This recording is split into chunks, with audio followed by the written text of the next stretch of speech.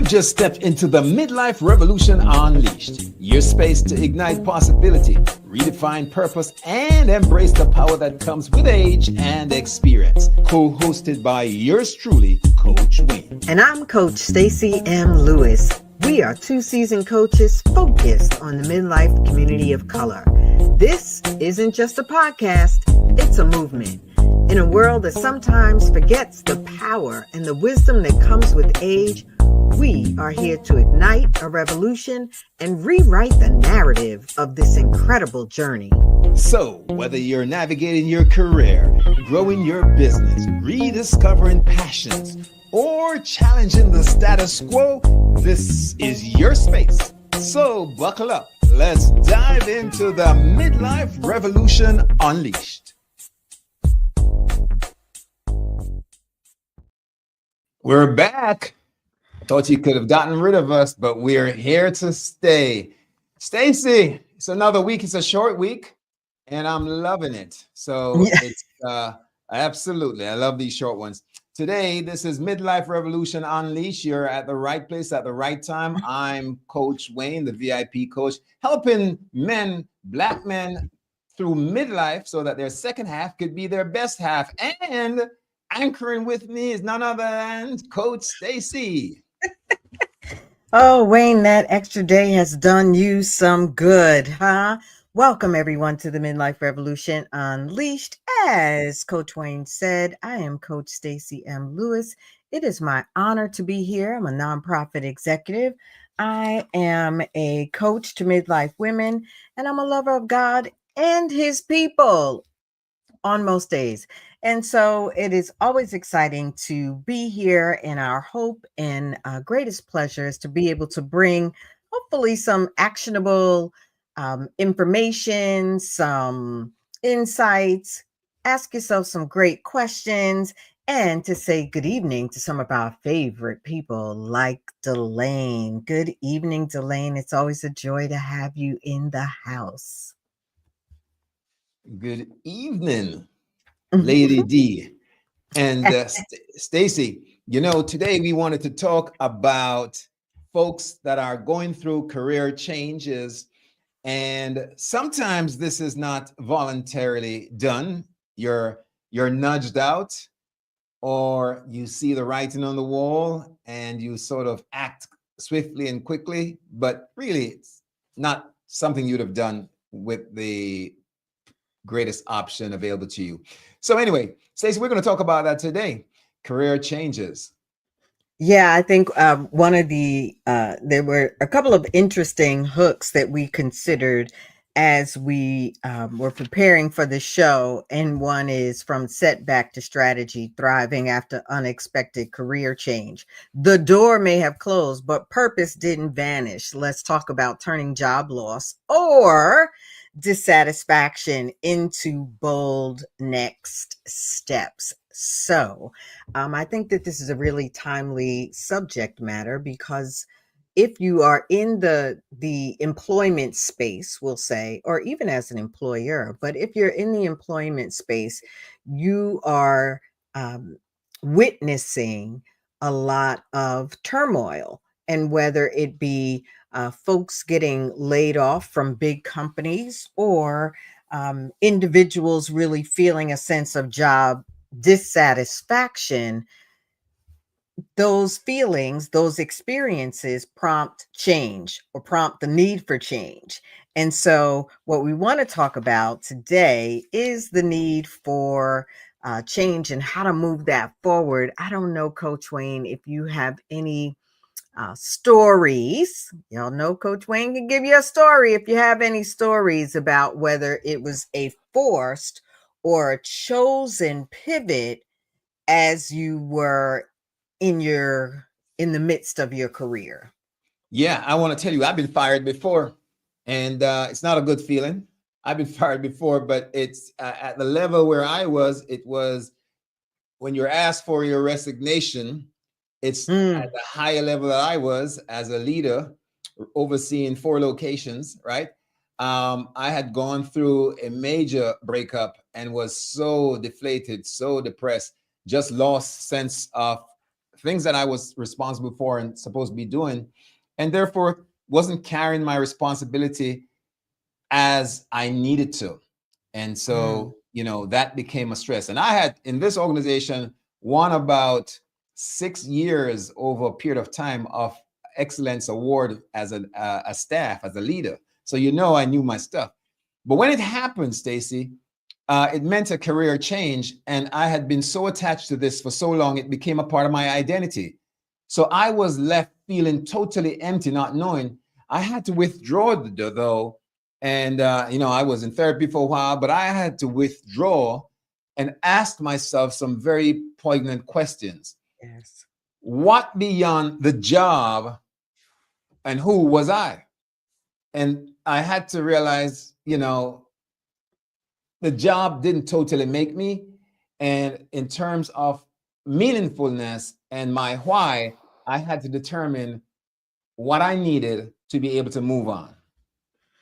Does that make sense? Well said. Well said. The reality is that many of us, myself included, have had that experience where we've been let go, aka shoved, versus making the decision to shift. And there's always lesson in that, and that is one key that is relatable, whether you are being shoved or guided out, or whether you are making the decision.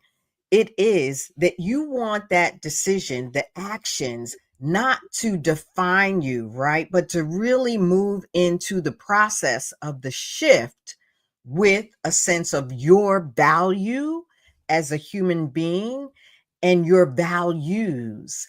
And so that your next moves, like you said, the job didn't define you, it's not your identity. And you had to then separate. And so it's so important for us to be able to separate, recognizing that the job is usually a means to an end. Often it is fulfilling. That's the heart's desire, usually. But at the end of the day, it doesn't define us. And we have to make sure that our identity is sound, whether we are making the shift or being shifted.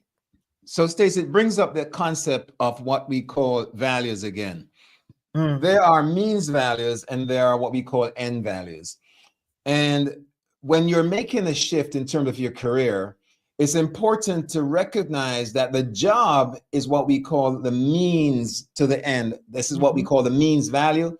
So, what we really need to decipher and discern is our end value. In other words, what it is that we're trying to deliver, accomplish, or what's our internal mission ultimately, so that we can choose the next course to meet that. It doesn't have to be, so here's what we have to decide. It doesn't have to be the same track that we have been on, that's been tested and walked on. It can be something entirely different as long as it's meeting our why. Yes, yes, and yes. And before I tag on to that, I want to acknowledge and say good evening to Vivian and to Archer. It is a pleasure to Archer have Starcher. you joining the Midlife Revolution Unleashed. Um, there were so many nuggets in what you just said. And one of the things I just think about is that sometimes the push or the nudge is not always external. There are times that the nudging or the pushing is coming internally, and it really is our own inner knowing, our own um, sense of self, connection with our values that is saying, hey, maybe it's time to change. Maybe I really need to reassess where I am, or you're sensing that misalignment. So it's not always you being pushed. Often you may be sensing it's time to make that shift. And we want to make sure that you acknowledge that, uh, and that you then set a course that is actionable, but that's also meaningful for you. And you want to normalize those feelings of anxiety that you might have, whether being pushed externally or internally, and the sense of grief or possibility that you might have in this process. Stacy, we're talking about strategies which are gonna come upon us when this happens. You have to do something. You can't stay neutral, as they say. You got to Have get to. into gear. And Mm-hmm. I can speak again for the folks that I coach using the model that I had to coach myself through. When I left, I was in the world of non-for-profit for 2 decades, top of the line, as good as they come, if I could say so. And I ran a organization, one of the oldest in the country, their non-for-profit arm in New York City. But when I had to make that shift, I had to strategize on the next move. If you know, and so I was coming to Florida shortly after leaving the world of non-for-profit. And that shift meant for me, I had to go into corporate America. Now I landed in a corporate 100 as another leader there. But here is what I recommend to folks. I had to take inventory. I had never done healthcare, which was the industry. I've never been, well, I'd been in corporate years ago, but this was new. And so I had to define, Stacy, in terms of strategy, in an inventory, what did I bring to the table? And what I didn't bring, I had better go learn. And so that's part of the strategy, that one has to look at when they're making the shift. Seek the opportunities.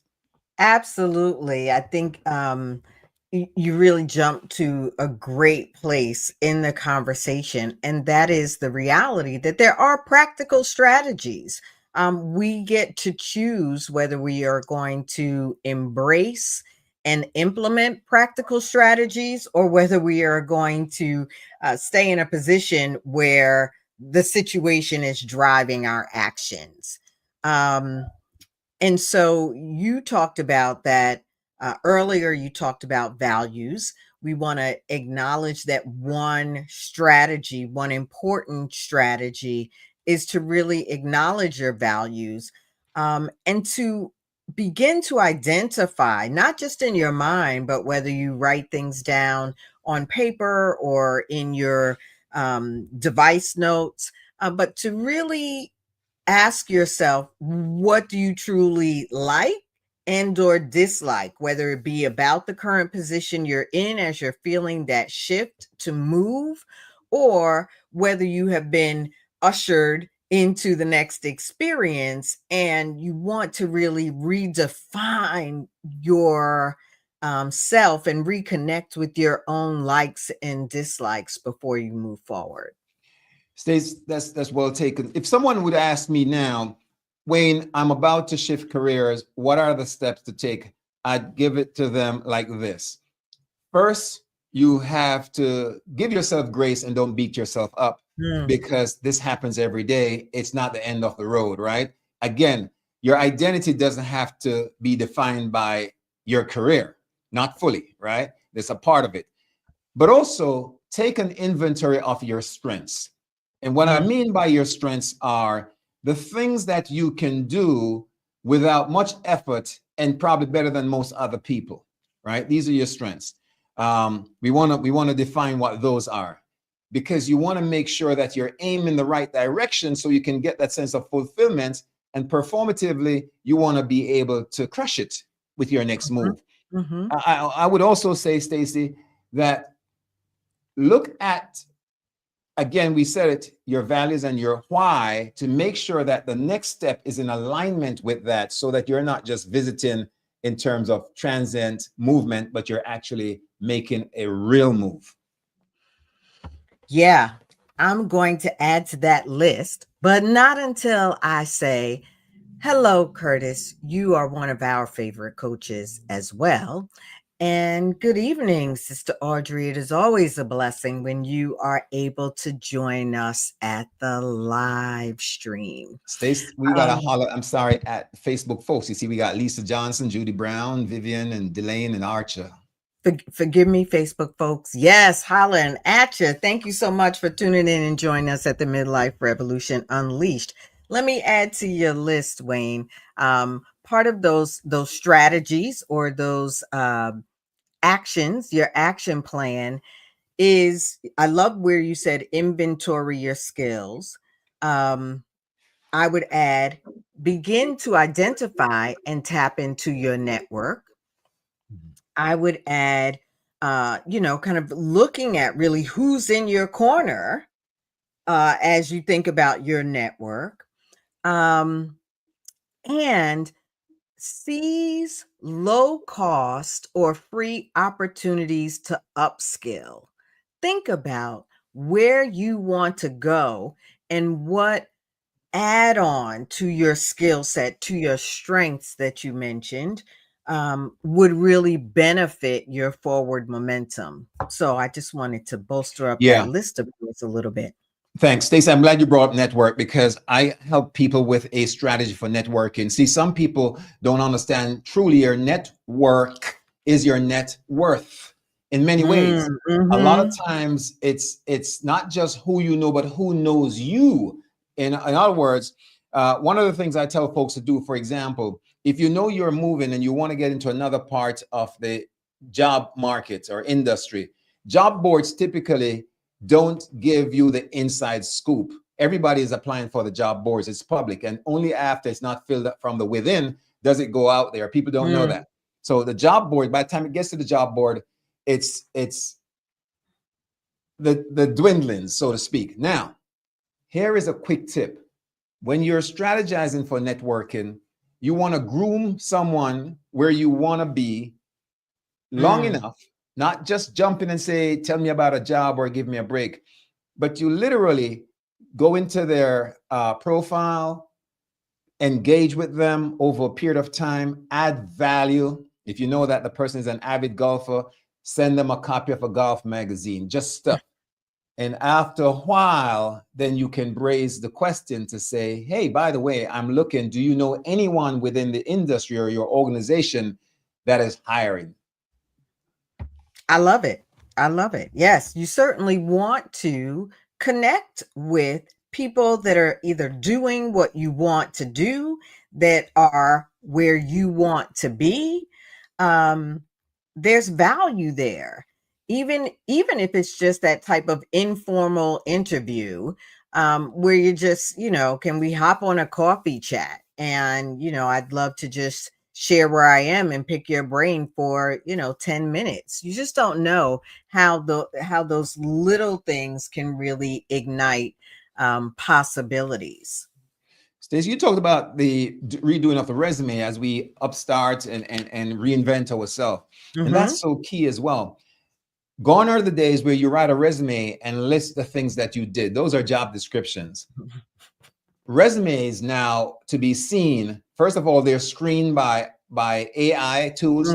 So a human being doesn't even see your resume if it doesn't match the same language as the job description. And a quick tip is there are tools you can use, right, to put the job description and your resume and ask AI to rewrite it in such a way that it aligns with what's being asked for. That way, it hits the right terminologies and gets through to the people who actually see it. A lot of folks don't even get that far.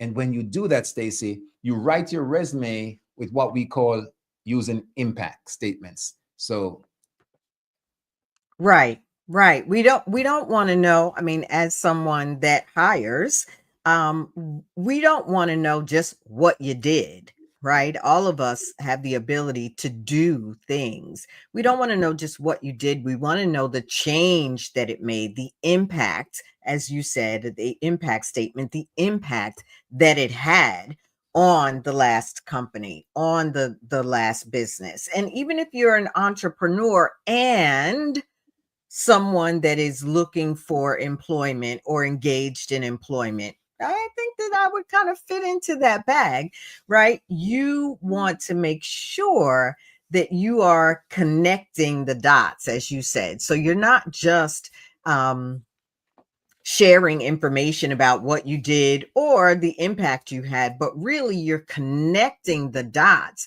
as to how that experience will really make you a great find, a great asset to the work the company is trying to do. yeah. And I know though we talk to midlifers, there may be some younger folks listening here. And Stacy, I've done literally hundreds of interviews in my lifetime. And one of the things at all levels, senior and entry, I've never asked anybody what their GPA was. Funny. Have you, Stacy? Me either. I have not. I have not. And honestly, sometimes it's great that the degree is in alignment with the position. But when the degree is not, whether it be associate, bachelor's, master's, PhD, when the degree is not in alignment with the position, I'm looking to see if what you learned in that degree coursework is an asset to the work that we're trying to accomplish as a business. So I think that there's such great opportunity, and our hope is that, some of these nuggets are reminders to those in midlife, like it's not too late to make a shift. So if you are on the job feeling like it's a grind, really think about, is it time? Is there a little internal nudging that's leading, or that's making you think like, or realistically, or do you go to work every day like, oh my gosh, I hate this job?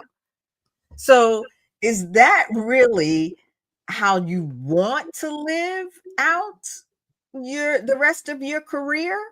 Or is it a good time to really evaluate or reevaluate where you are and what matters to you now? Stacy, the last outing that I had in corporate before I fired corporate and burnt the ships on the beach, never to go back. We had the opportunity to interview C-suite leaders, and people don't realize this, but if you show up with your profile looking like a clown, not looking kept, and your profile shows you just hanging around at the barbecues and twerking and that sort of stuff, it's going to hurt you. What profile is that, Wayne? What profile are we talking about with the twerking? I just want to make sure everyone now where I should put my twerking. Yeah, people check to see who you are. So if your profile, if you're a professional, go back in, clean up your Facebook, your LinkedIn, and all of these, your Instagram profiles, take off the cussing and the twerking and all that stuff, because it could hurt you as you're reinventing yourself. Those days are gone when anything in the dark stays in the dark. Yeah, nothing in the dark stays in the dark, right? That's definitely scripture. Now I know I need to take down my my little twerking videos. I think, in alignment with that, Wayne, is the reminder that your experience is still valuable, as is your story got the potential to be powerful. And so the story that you begin to tell about your career transition, or where you are now, or where you're looking to go, that story matters. So even as you are updating your LinkedIn profile or reconnecting with people, be prepared to tell or share, what's been happening in that transition period. If you're between jobs, I'm just watching the commentary blow up, because they're like, oh no, not twerking, Stacy. And yes, you're right. We left out TikTok, James. Welcome to the Midlife Revolution Unleashed. My man, James. See, Curtis is always keeping us on task, that he read several months ago, that many companies are not giving so much attention to the resume, rather the individual soft skills. Such a valuable point, Curtis. Thank you. Really remembering these things, and even if things are going well at work, and you just really want to make sure that the story of where you are is ready to be shared, just in case it opens the door for another opportunity that you may not have been expecting. Yeah, to Curtis's point, the resume simply gets your foot in the door. and then it's up to you. You got to sell you. And because the resume is now screened by artificial intelligence, you got to meet certain criteria to just get in that door. And then, of course, when you get in, and Stacy, I don't know if you would agree with this, but our folks that have experience, our midlifers, it's all about relationship all through and through. So don't burn bridges behind you. Go clean those up, the dead bodies, and clean those up, and try to get sponsors. A sponsor is someone who can speak on your behalf even when you're not in the room. So if you're moving to other places, and you have those relationships, you need to build them, of course, then you try to work your sponsorships. Yeah. Yeah. I think that that's a great addition to those connections, to that community, really making sure that you are broadening your connections in a way that allows you to be nimble and allows you to be seen. Yeah.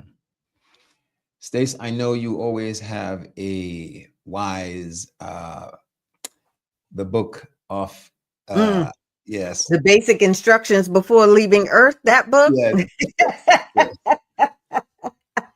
Let us have You it, know, Stacy.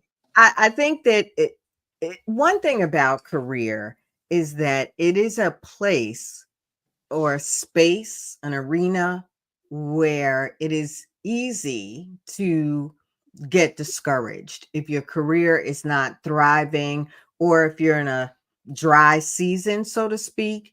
It's easy to get discouraged. And I would just remind each and every one of us that the word says in Isaiah 43:19, I will make a way in the wilderness and rivers in the desert, which means that God will indeed provide. He will make a way. So we have work to do, right? Part of our call to action is to make sure our documents are up to date, right? We're not talking about legacy planning, but we are talking about your career, who you are in the workspace, making sure that your documents are up to date, doing your part to make those connections and ensure that you are seen as someone that can add value, and remembering that God is always willing to make a way, always ready to make a way. You do your part,